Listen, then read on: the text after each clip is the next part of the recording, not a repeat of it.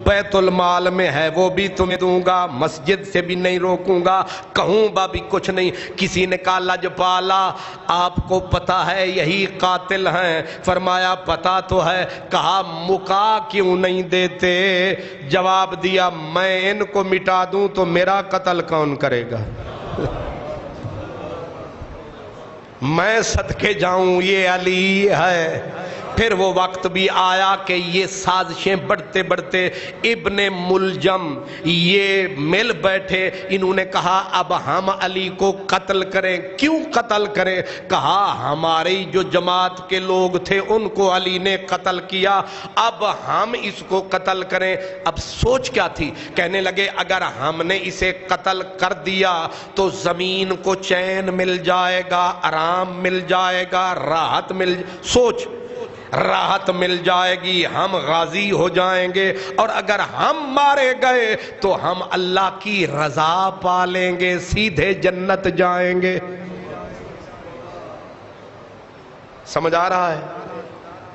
اگر آپ کو سمجھ نہیں آیا تو تھوڑا سا اخبار کبھی کبھی داعش، پاکستان کے طالبان، ان دونوں کو آپ اچھی طرح سمجھ لیں تو آپ کو ساری کہانی سمجھ آ جائے گی۔ یہ ہے وہ اب حضرت علی المرتضیٰ کے بارے میں سازشیں ہوتے ہوتے ایک دن یہ سازش طے پا گئی۔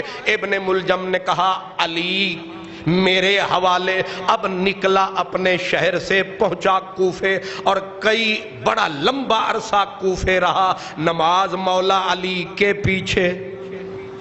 اور پھر وہ قطام جو میں نے عورت کہی تھی جس نے اس نامراد کو، وہ تھی حسین عورت، اس کا دل اس پہ آ گیا مولوی صاحب کا، اس نے کہا کہ میں تجھ سے شادی کرنا چاہتا ہوں۔ قطام بولی، اس نے کہا میری شادی کی 3 شرطیں، پہلی علی کا سر،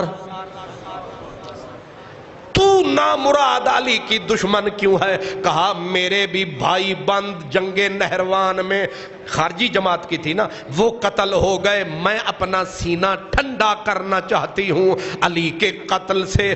دوسری اس نے کہا 3000 درہم بھی لوں گی، 1 غلام بھی لوں گی، 1 کنیز بھی لوں گی، علی کا سر لوں گی، پھر میں تیرے حوالے۔ اس نے اسی شرط پہ سے شادی کی۔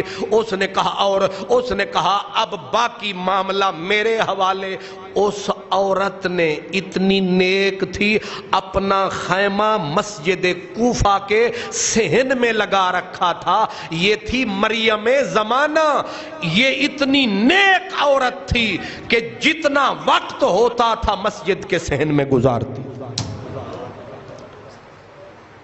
سمجھ رہے ہیں بندے کتنے نیک، وہ کمینی کتنی نیک، مسجد میں ڈیرا لگائے بیٹھی ہے۔ اب مولا علی کا قتل کرنے والوں نے بھی پناہ کہاں لے رکھی تھی؟ اسی اعتکاف والے حجرے میں۔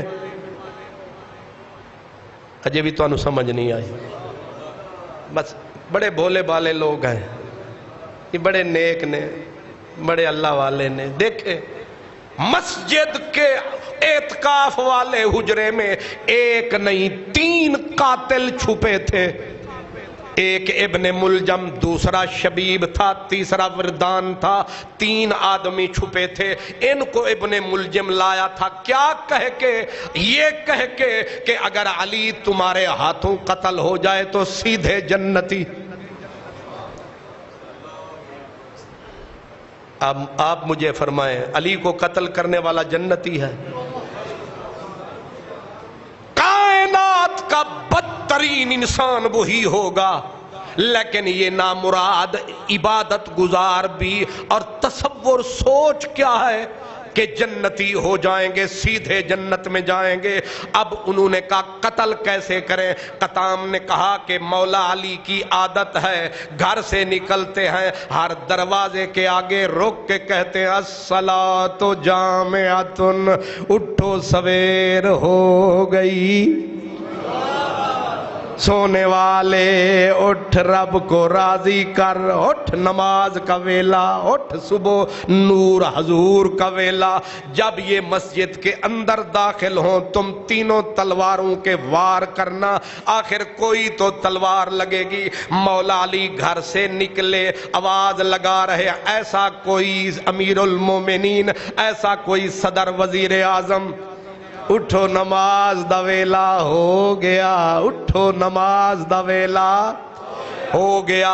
او علی علی دے نعرے لان آلے ہو، شہباز کلندر دے منن آلے ہو، تے پیر جی لال پیلے لباس پان آلے ہو، تساں ذرا مینوں دسو علی کیڑے پاسے جا رہے نے؟ اٹھو نماز پڑھو، اٹھو نماز پڑھو، اٹھو مسجد آؤ، اٹھو مسجد آؤ۔ علی سر دیندا ہے، مسجد چھڑدا نہیں۔ مولا علی جب آپ دروازے کے قریب آئے، ابھی باہر تھے، چھوٹی چھوٹی بطخیں دوڑیں، رونے لگیں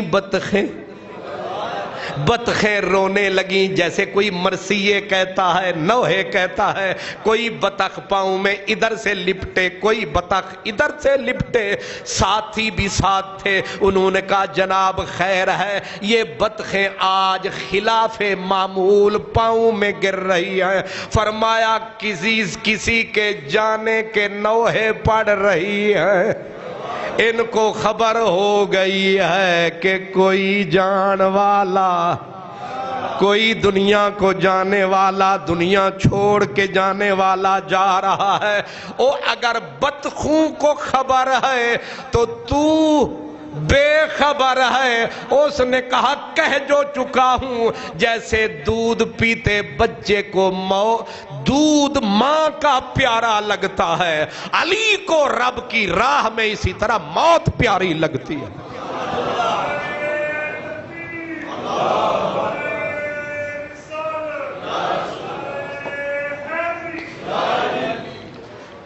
آپ مسجد کے اندر خدا تعالیٰ کا نام بلند کرتے ہوئے داخل ہوئے، وہی اعتکاف والا ٹینٹ، وہی حجرہ، وہی خیمہ، اسی سے اللہ کے گھر میں چھپے تھے قاتل۔ یہ میں بار بار لفظ اس لیے کہہ رہا ہوں تاکہ دماغ میں بیٹھے کہ ہر مسجد میں بیٹھنے والا حسن بصری نہیں ہوتا، با یزید بستامی، جنید بغدادی، کچھ منہ میں رام رام، بغل میں چھریاں لے کے بھی، اور یہ بھی ضروری نہیں کہ جڑے تیرے پیچھے جمعہ پڑھ دینے سارے تیری تعریف کر دینے، کچھ وڈن واسطے بھی۔ یہی حضرت علی کے پیچھے نمازیں پڑھنے والے، پانچوں نمازیں پڑھنے والے آج تلواریں سونت کے حضرت علی پہ ٹوٹ پڑے۔ ایک نے ماری خطا ہوئی، دوسرے نے ماری خطا ہوئی، ابن ملجم کی تلوار سیدھی سر پہ پڑی اور سر کو چیر کے جو مدینے والے کی زبان سے نکلا تقدیر پوری ہو گئی، داڑھی مبارک خون سے تر ہو گئی۔ آپ گرے مسجد کی صف کے اوپر اور آپ نے ایک ساتھی کو آواز دی کہ مجھے تو اٹھا لو لیکن جماعت ترک نہ ہونے پائے، نماز پوری ادا کرو۔ نماز ادا ہو رہی ہے، اگر جماعت یا نماز چھوڑنے کا موسم تھا تو آج تھا، لیکن خون کے ساتھ وضو کر کے وہ نماز پڑھنے والا پڑھ کے اٹھایا جاتا ہے، اور لوگوں نے بڑھ کے اس ظالم پہ کمبل ڈالے، کئیوں کو زخمی کر کے اس نے اپنے وہ گرا اور اس کو میرے مولا علی کے ساتھیوں نے دبوچ لیا، کمبلوں میں دبوچ لیا، دبوچ کے پکڑ کے گھسیٹ کے باہر لے گئے۔ اب مولا علی کو جا سلایا، زخم کاری تھا اور آپ کے سامنے اس کو پکڑ کے لایا گیا۔ اب میرے علی کے لفظ سنو، آپ نے قاتل ابن ملجم کی طرف دیکھا، فرمایا ظالم بتا کبھی علی نے تیرے ساتھ برا کیا؟ اس نے کہا نہیں۔ دوسرا لفظ فرمایا کیا ہم نے تیرے ساتھ بھلائیاں نہیں کی؟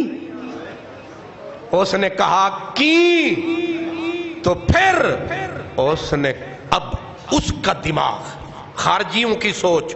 اس نے کہا آج میں نے زمین کے اوپر سب سے برے آدمی کو قتل کیا ہے. اس نے یہ کہا،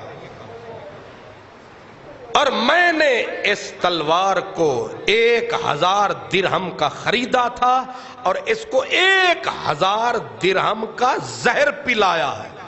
ہر وقت بجھی رہتی تھی. اگر سارے مصر پہ پڑتی تو سارا مصر قتل ہو جاتا اس تلوار کے ہاتھوں. آپ نے فرمایا اب تجھے پتا چلے گا کہ بدتر تو ہے یا علی ہے. یہ تو آگے چل کے پتا چلے گا تجھے. لیکن آپ نے دیکھا جھمگھٹا ہے، خدام رو رہے ہیں، بیٹے رو رہے ہیں. آپ نے فرمایا حسن جی بابا، حسین جی بابا، عبداللہ جی چچا، میرے بچوں اس کو اگر میں اس کی ضرب سے شہید ہو گیا، اس کو اسی ضرب سے قتل کر دینا، زیادہ دکھ نہ دینا. لیکن جب تک میں ہوں اس کو پانی اور شربت بھی دینا، کھانا اس کو پیٹ بھر کے دینا، اس کو زیادہ تکلیف نہ دینا. یہ حوصلہ شاہ مرداں.